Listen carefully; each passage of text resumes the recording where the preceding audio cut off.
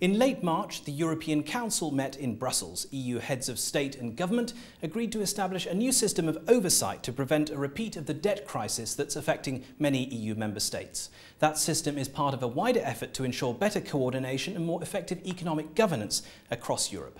The man chairing that summit was Herman Van Rompuy, President of the European Council, who joins us now here on EPP TV. Mr. President, thank you for joining us. Firstly, the summit established what's known as the European Stability Mechanism.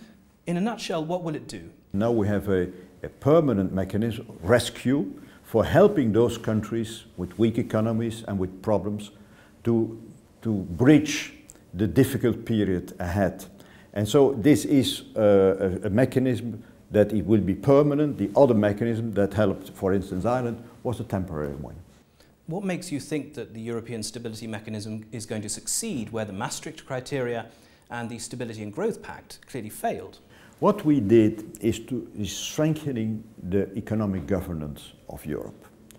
And the ultimate aim is that nobody, no country, needs really to use the funds of the stability mechanism. So our ultimate aim is that this will not be working. We will not be functioning, not because we have not a good instrument, because there is no need. And that's the ultimate aim of economic governance. The President of the European Commission has said here in the Parliament that perhaps member states could have gone further, that they weren't ambitious enough in discussing the European Stability Mechanism.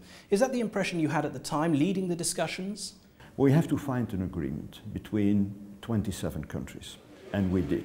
I consider this as a success in itself. The Parliament agreed with a huge majority on a slight modification of the treaty to make that stability mechanism possible. And so I think there is a broad consensus in Europe. In the middle of a crisis, I consider this, I repeat it, as a success in itself. How concerned are you that the debt crisis affecting many EU member states is distracting the EU from looking at wider, more important questions with regard to the future, particularly re-establishing economic growth in Europe? First of all, we have economic growth in Europe. In 2010, we had economic growth all over Europe of about 2%.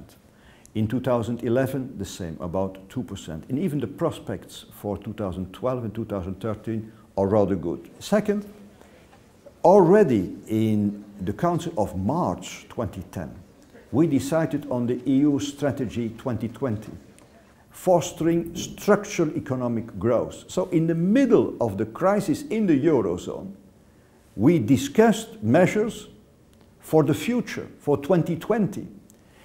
In February, we discussed innovation and energy policy. Again, long-term policies in the middle of the crisis of the Eurozone. So we are dealing with the current problems, but we are dealing also with the longer-term objectives of Europe.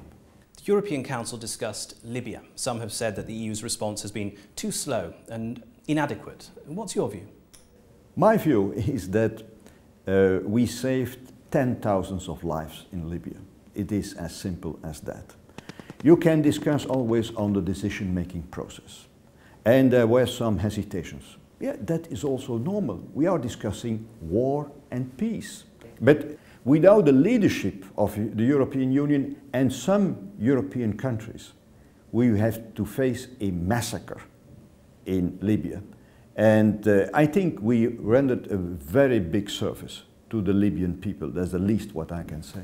EU leaders also discussed Japan, the tragic earthquake and the nuclear accident. In re-examining the EU's approach to nuclear power, aren't we in danger of overreacting?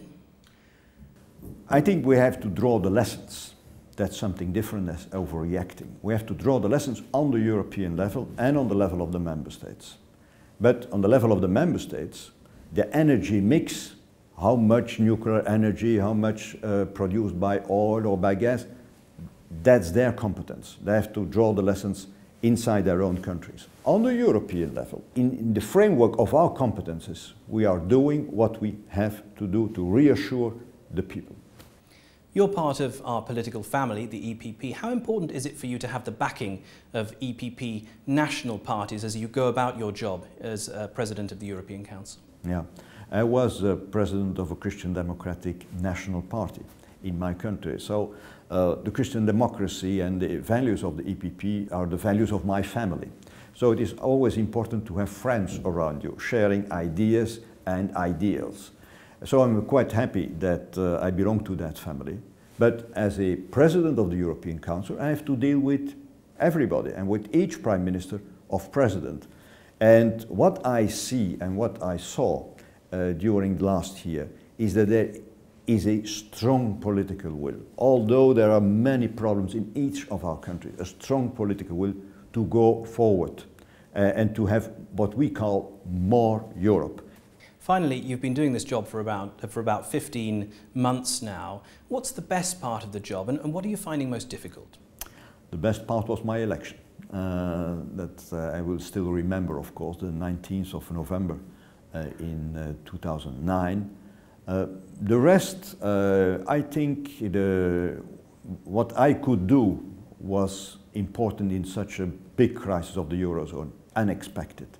I did what I could do, and I'm quite happy with the result. Of course, the problems are not over. We are dealing now with the problems of the past. But as far as the future is concerned, we are doing everything we can to prevent that such crisis would happen in the future.